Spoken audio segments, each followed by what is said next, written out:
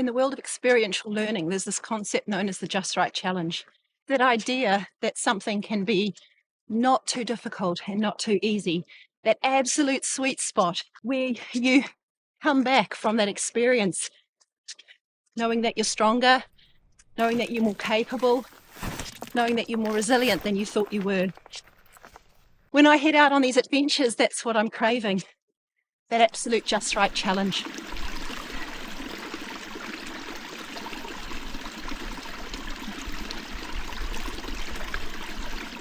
Part of the adventure is the unknown. Not really knowing exactly what's going to happen, what I'm going to encounter, or how I'm going to handle it. But knowing ultimately that I can do it, that whatever it is, I'm going to figure it out. What an incredible view. Fantastic. So, so beautiful.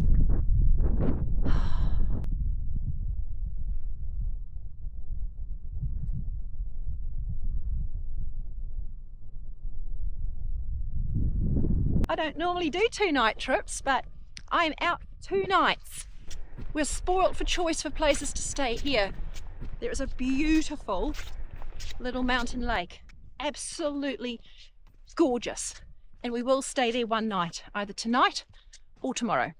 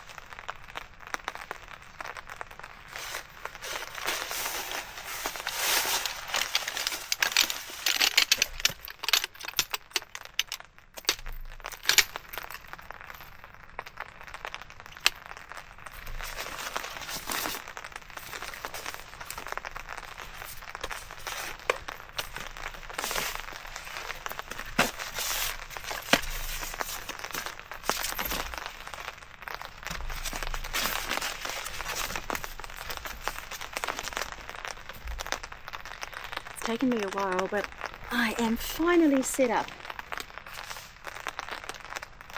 Nighttime came really quickly, like that difference between just having that bit of light and having no light is extreme. I think there might be a bit of a moon tonight, but it's too cloudy to see it, so it's not offering any light. Oh. Great to sit down. Oh my goodness. I've cut a few small trees and branches, just some standing dead wood, and gathered a few things that seem pretty dry off the ground. I'm going to get a fire going. Doesn't that sound amazing? I'm not sure if you guys can pick it up, but there's a second sound. There's the sound of the rain on the tarp, and then there's like the sound the sound of the rain falling on the tarn. It's beautiful. I'm going to have to go and get some water soon, so we'll take a trip down there, but I'll get the fire going first. No, I won't. I'll go and get the water first, because you always need some water on hand in case your fire gets out of control. It's very wet here. The ground is actually almost soggy. We've got this really thick leaf litter, and obviously when the tarn really fills up, this whole area starts to soak up that water. So we haven't got a risk of starting a fire here, but all the same, it's proper principle to have some water on hand. So let's go down to the river. What am I saying? I must be tired. Let's go down to the tarn, collect some water, and get a fire going.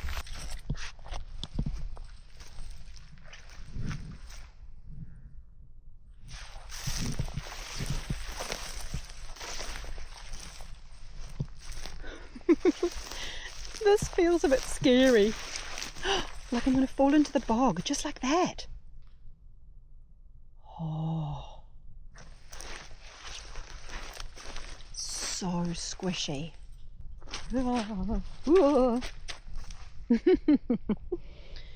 Some of these bits are really extra squishy. And some bits are not. Okay. Get out there.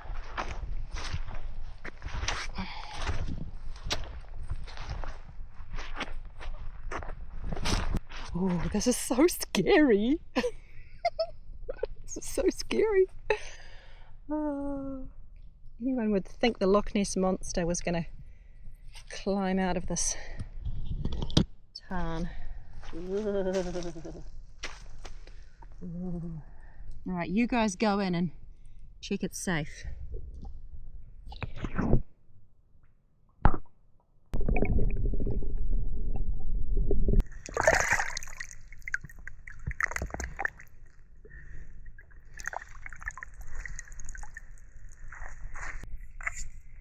So I was a little bit put off at the first spot that I got to, because I could see some, I think what's probably rabbit poo,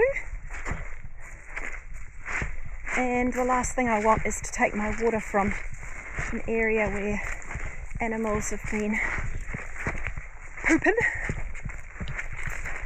so that deeper bit's much better.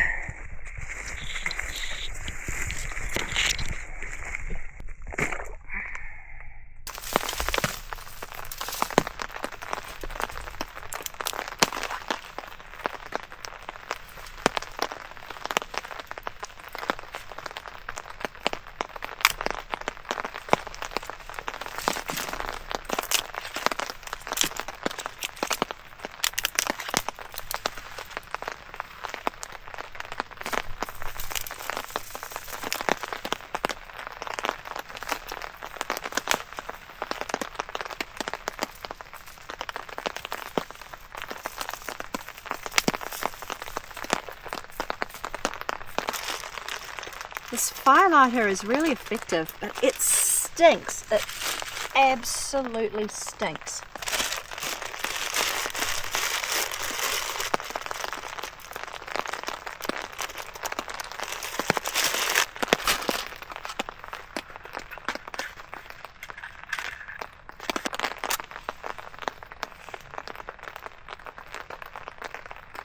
And that's why I use it, because it's so flammable. It's amazing.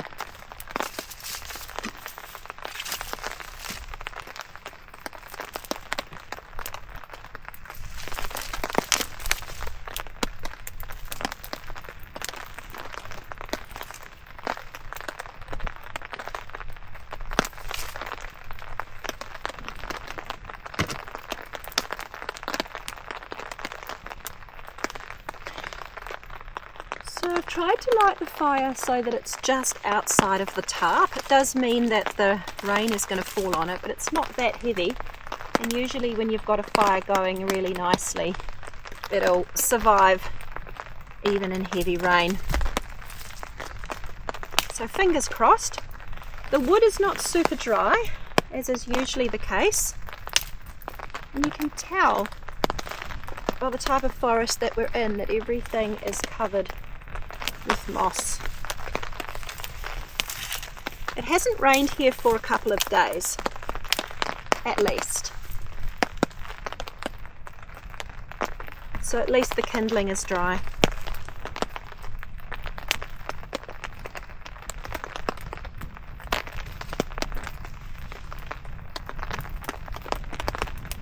The fire always looks really impressive as it's starting because that firelighter is doing most of the work. I've just got to make sure that as it burns out, I've still got enough to keep the fire going.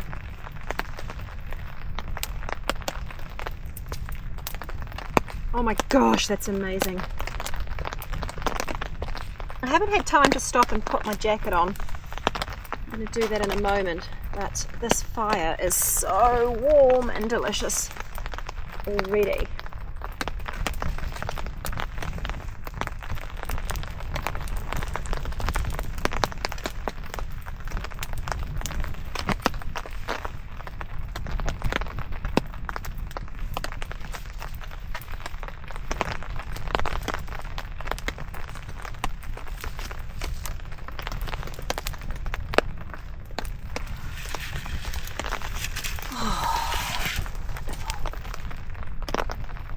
The table out and get dinner started.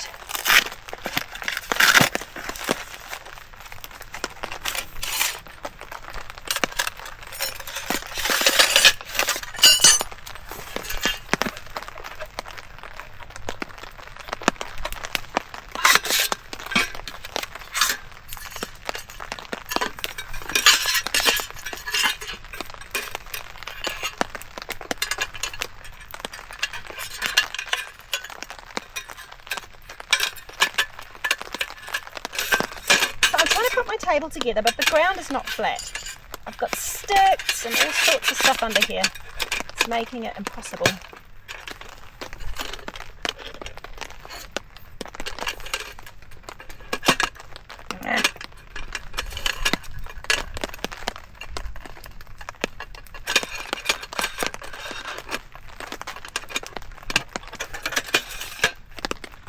Fine, just fall apart.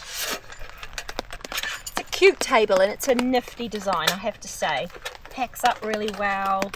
It's clever, and the last time I did it, it was much easier to put together, but it is tricky when you don't have perfectly flat ground.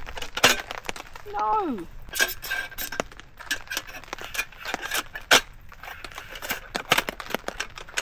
The person that designed this had a flat surface to work on. You don't find that many flat surfaces out in nature.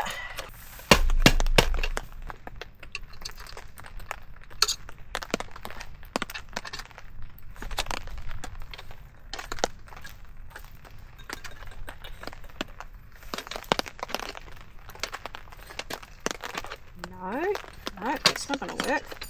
Because the moment I put any pressure on it, it falls apart. Okay. I think that's going to work.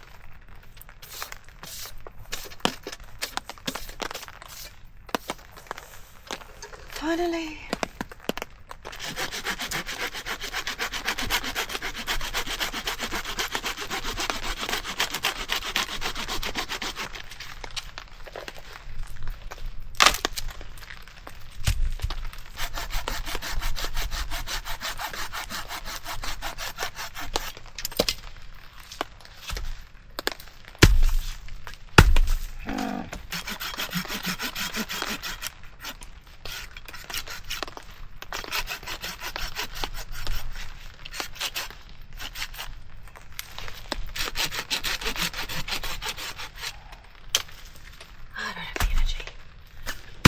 Come on. Come on. I'm tired. I'm hungry. Just... Come on.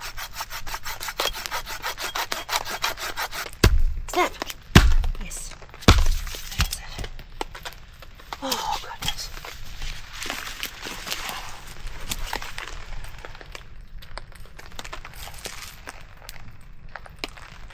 So much effort goes into sawing each and every piece of wood.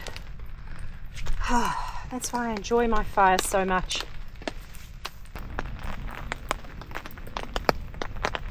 Cheers, everybody. I have whiskey in here.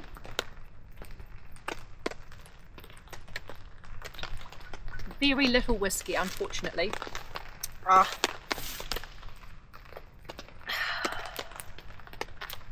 You don't need a lot to enjoy it.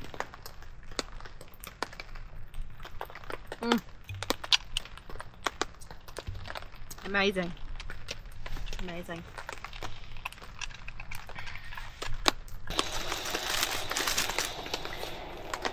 Hey, I wonder if you've noticed something. Have you guys noticed there hasn't been any mid-roll ads? I might be a YouTube creator, but I'm also a consumer, and I know how frustrating it is to have lots of ads. So, I have given you a gift. The first half of my video is not going to have any mid-roll ads. And that's because I've got a favour to ask of you guys. I've gifted you a few minutes of time by not having any ads. And in return, I'm going to ask you for something. And I never ask you guys for anything. I'm going to ask you for a couple of minutes of your time. I want to tell you about something. I've got a new piece of filming gear and I'm really excited to tell you guys about it. The Insta360 Ace Pro 2 is a dedicated action camera that's designed to take on the challenges of outdoor filming. Compared with my iPhone, which I usually use for filming action footage and B-roll, it has clearer audio, superior stability settings, and much clearer footage in low light. And that's really important to me because most of my filming is in low light. This premium image quality comes from its 1 1/3 inch 8K sensor, a Pro Image chip for image noise reduction, and an AI chip for improved computing power. The lens has been co-engineered by Leica. It's a durable camera built for rugged conditions. The camera can film in active high dynamic range in 4K at 60 frames per second and in 8K at 30 frames per second. It films slow motion in 4K at 120 frames per second. The 8K sensor allows you to be filming in 4K and then double tap the screen to zoom in to 2 times magnification and maintain that 4K filming. There are time-lapse and star-lapse settings, a pure video mode for filming in low light, and it even takes 50 megapixel photos. There are lots of different settings to film in, including wide angle, linear, and many others. The removable wind guard minimizes noise in windy conditions, and you can improve this further with the voice enhancement mode, which enables your voice to stay super clear even in windy conditions. The 2.5 inch flip touchscreen makes it easy to see what's in frame. I really like the gesture controls. You can put your hand up to start and stop filming, or a V sign, peace sign, to take photos. The pause record and cancel record features make it easy to capture only the footage that you really want. It's waterproof to 12 meters just as it is, or you can increase that to 60 meters by using the dive case. The 1800 mAh battery is fast charging. You can charge it to 80% in only 18 minutes, or fully charge the battery in 46 minutes. Using and stowing the camera is easy with the magnetic mounting clip. And the multi-mount combined tripod, selfie stick and magnetic arm, which can clip onto a backpack strap mount, make it really helpful to use the camera while you're hiking. A lot of my footage is really shaky, so using the stability mode helps to keep my footage stable. There's even a horizon lock that keeps your footage super stable. A big thank you to Insta360 for gifting this camera to Adventure OT in exchange for this ad. And thank you so much to you guys for supporting me to continue to make great quality videos filmed on great gear by watching this ad. I hope you enjoyed seeing Indi. If you want to know more about the Ace Pro 2, check out the link in the video description. Time to say goodbye to Indi and get back to some camping.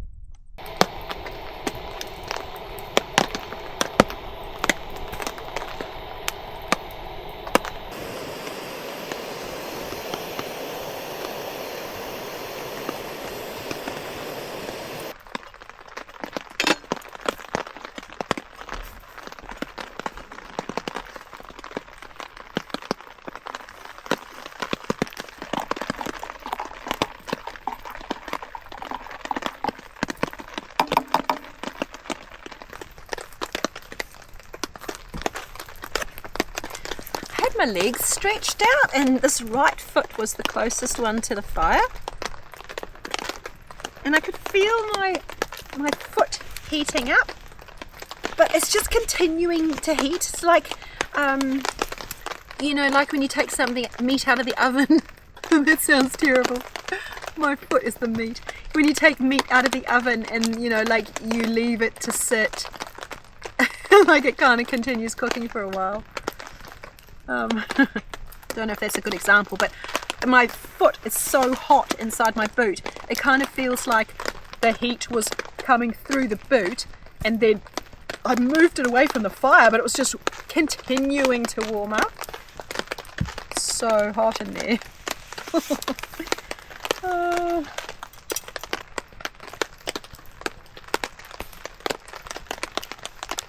It's so late. Like if it was 9:15 when I checked my phone, it's probably getting close to 10 o'clock now.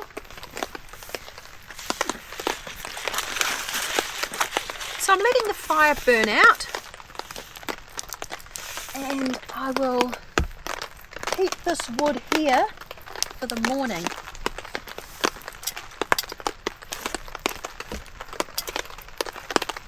Who knows if we're going to get the snow that was forecast? I don't know. One minute it was going to snow, the next minute it wasn't. Yes, no, yes, no. I don't care. I am a little bit excited for the first snow of autumn winter. New Zealand gets snow up on our mountains, but we don't tend to get it very often down at sea level. And I live at sea level. Most people in New Zealand live at sea level or close to it.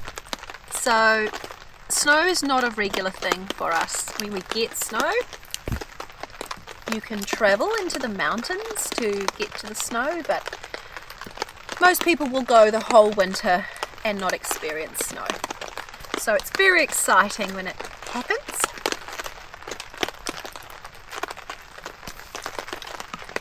And you do generally, unless you go down, there are places that you can go and stay, like Queenstown, where you might find snow on the ground. Not all the time, but occasionally it will snow. I mean, a few times. A few times during winter it will snow in Queenstown itself. But most of the time you need to just travel a little way up the mountains. And there's a few places you can do that from the road, particularly in the south of the South Island. But otherwise you need to walk. You need to walk up the mountains to get to the snow. And a lot of effort goes into that, so when it does snow, I get super excited. I doubt it will snow tomorrow because it doesn't feel cold enough. It's supposed to get to 0 degrees overnight, and it's not that cold. You can see I don't even have my puffer jacket on. I'm by the fire, but it's not that cold. So I don't know. Let's wait and see. Either way, this little bit of light rain is supposed to set in, and we can get some pretty moderate to heavy rain at about 3 o'clock this morning, as in 3 o'clock tomorrow morning. So when we wake up, I'm going to be so grateful for this cover to come out and enjoy breakfast. We'll get that gorgeous view of the town. I've got my hammock all beautifully set up. It's got the rain tarp over it. magical. Magical. I'm going to tidy up here, get myself washed up, and jump into my hammock. Oh, I've just remembered. I have got an underquilt. If you're a hammock camper, you're probably thinking, yeah, of course you've got an underquilt. No, people, no. You've got to know this about me. I try and do everything on the smell of an oily rag. Because I could not afford to buy all these things that I want or need. So, with my hammock camping so far, I've just got clothes pegs and clipped a down blanket underneath the hammock. I now have an actual legit underquilt, and I cannot wait to use it. It's been sent to me by One Wind, so thank you so much, One Wind. I will get that set up and tell you tomorrow how I found the underquilt in 0 degrees. Right, I'm excited to go to bed now because I just remembered about that.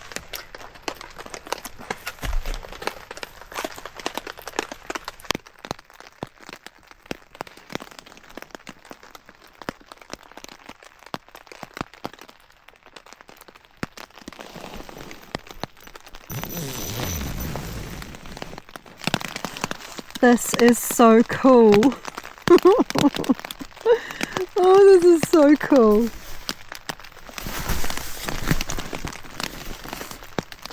I've used this hammock before, but I think I'm going to enjoy it more this time.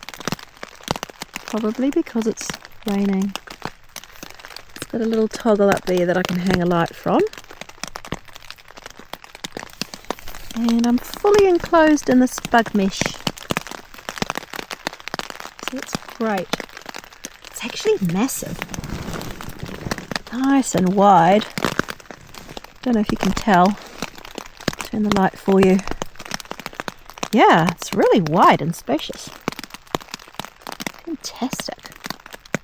I've got all my clothing in here with me, and I've got my electronics so I can charge them. Because that's the only thing with a hammock, isn't it? You've either got to lean out all the time or have everything in here with you. So I've opted to have all the things that I need or might need in here with me. Right. There you go, that can be my pillow. I am so snug. I'm definitely not going to be cold. I have my winter puffy down sleeping bag. Oh, I've got my fabulously famous X-Bed down mat that I always sing the praises of. So comfortable and so warm. And I've got my underquilt, which I'll have to show you in the morning. It's too dark. Alright, good night. I definitely will sleep tight. Just listen to the rain. Oh.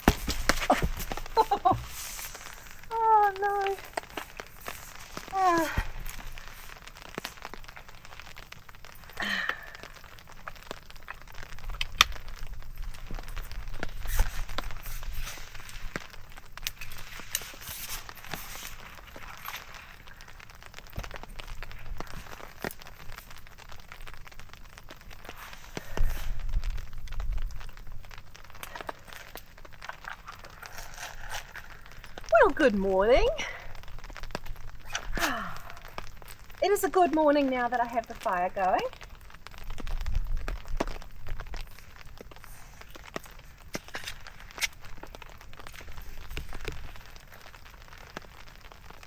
Those of you that don't live in New Zealand or haven't seen my channel before and haven't seen me try to light a fire in the New Zealand forest probably won't realise quite how hard it is.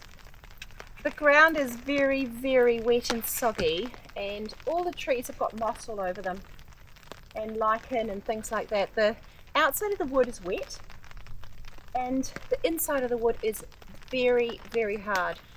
New Zealand native wood. What do we hear? We got I don't even know what trees these are. That's embarrassing.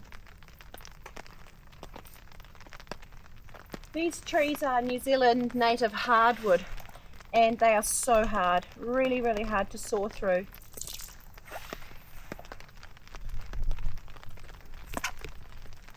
And hard to get a fire going with. So I can already see that I'm going to struggle a little bit to get this really roaring because I don't have a lot of medium-sized pieces.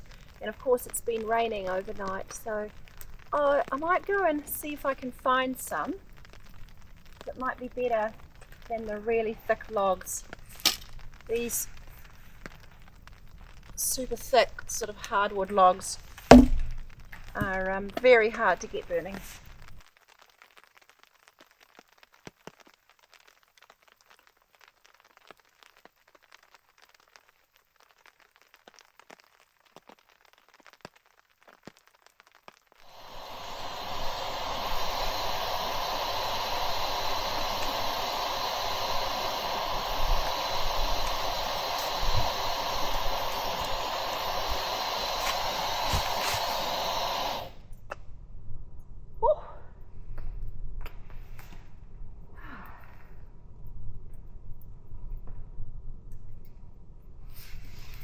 That's good. Fire's roaring.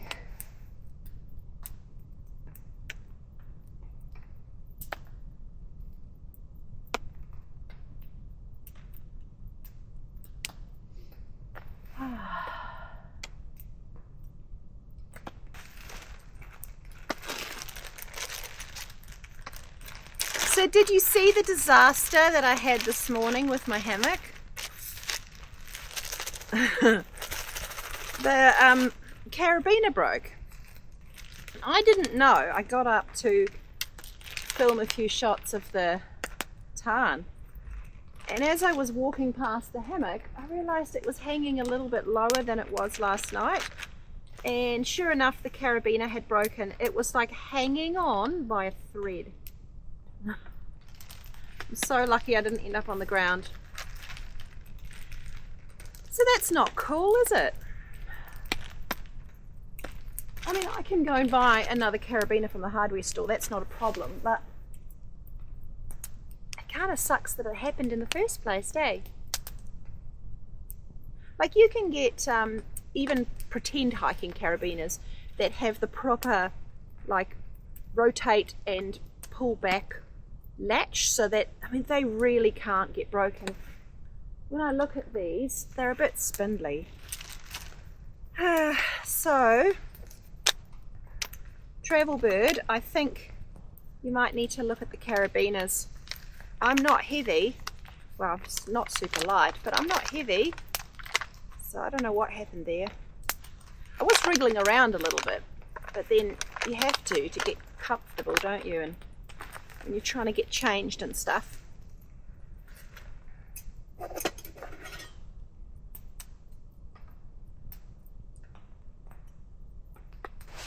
That One Wind underquilt was fantastic.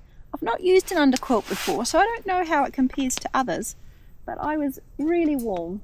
It was probably 0 degrees last night, and I did not feel in the least bit cold.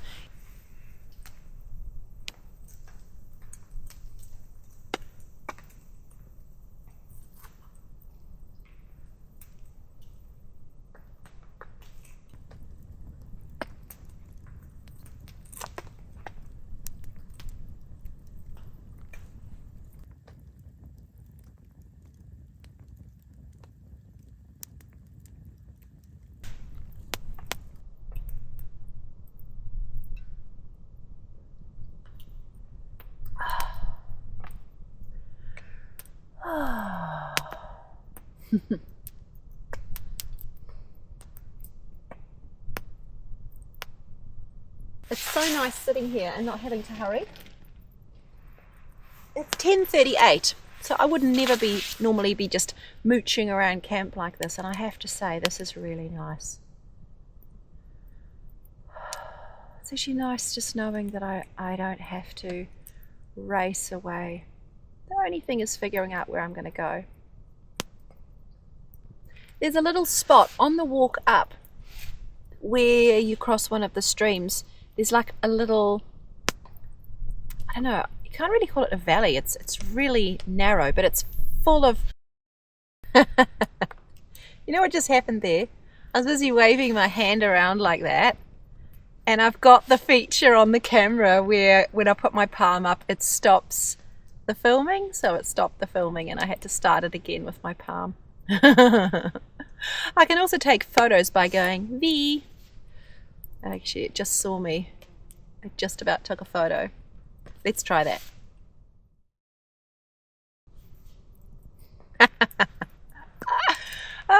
It's really fun having these nifty features.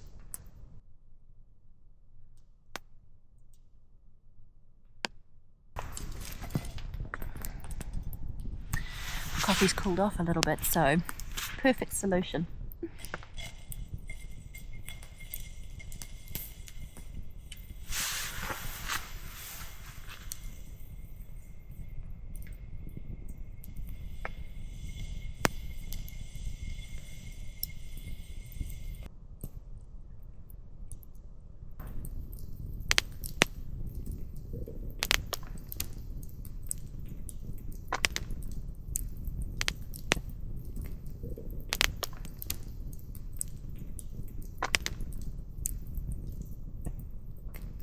I'm putting off making a decision about what I need to do and getting camp packed up, playing around with my camera.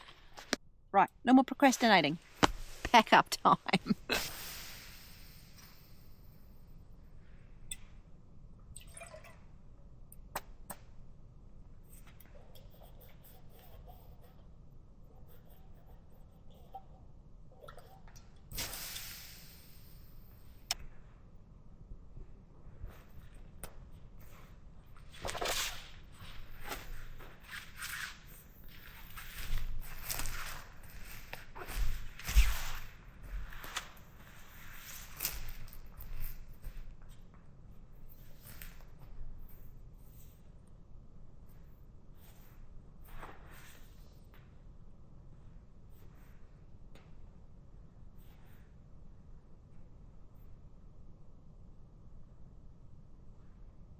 How about we test out the time lapse?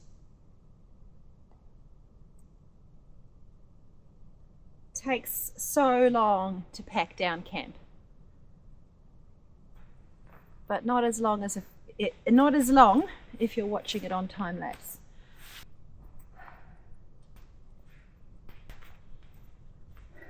Hammock's down, tarp's down. I've got to show you something. I thought that this little metal part of the carabiner had broken, but look, it's actually the whole carabiner that bent. Travelbird, that's not good enough. Load bearing 200 kgs. Me and all my gear were probably only about 78 kgs. That should not have happened.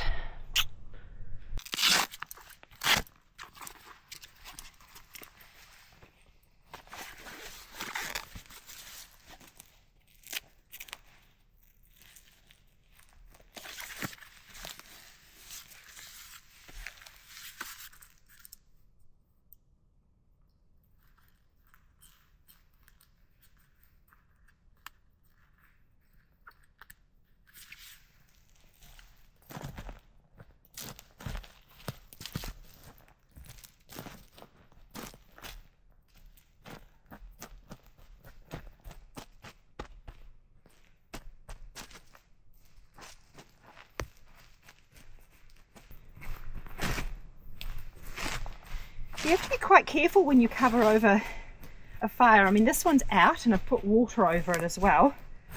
There's no embers. But all the same, you do have to be careful if you're going to put vegetation over the top of it, because you don't want that vegetation to be dry in any way. I mean, this stuff, I don't know if you can see that. That is wet, wet, wet leaf litter.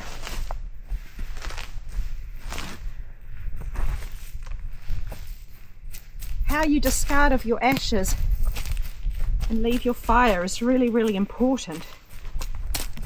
I mean, so things like always being around your camp when your fire is going, having water handy in case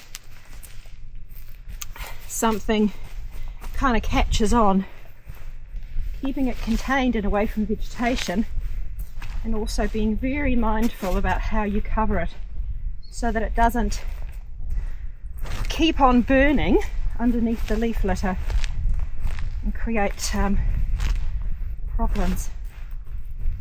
And then I always like to leave it looking like I found it, so that means scattering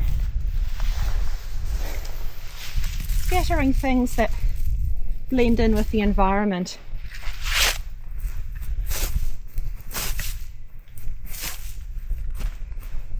So that if somebody else was to come along here, even though this isn't a track and this is just a random spot, I don't want anyone coming past here and knowing that I was here. Because the great outdoors just needs to be the great outdoors.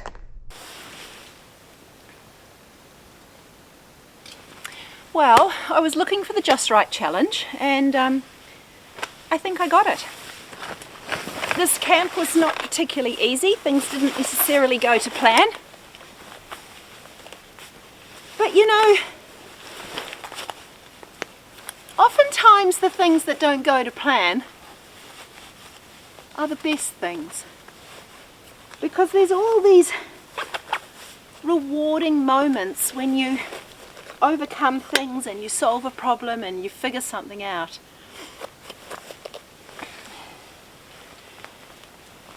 And that's what I enjoyed about this camp, just being resourceful and figuring things out. I'm going to head back around this tarn, have a look at the view, which may be non-existent considering it's very misty, and then head back up to meet up with the track.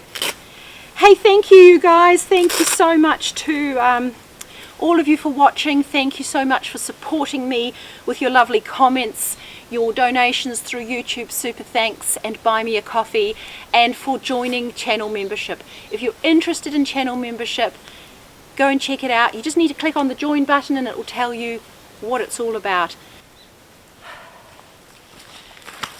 If you enjoyed the scenery of this video, I know that you'll love these two videos here.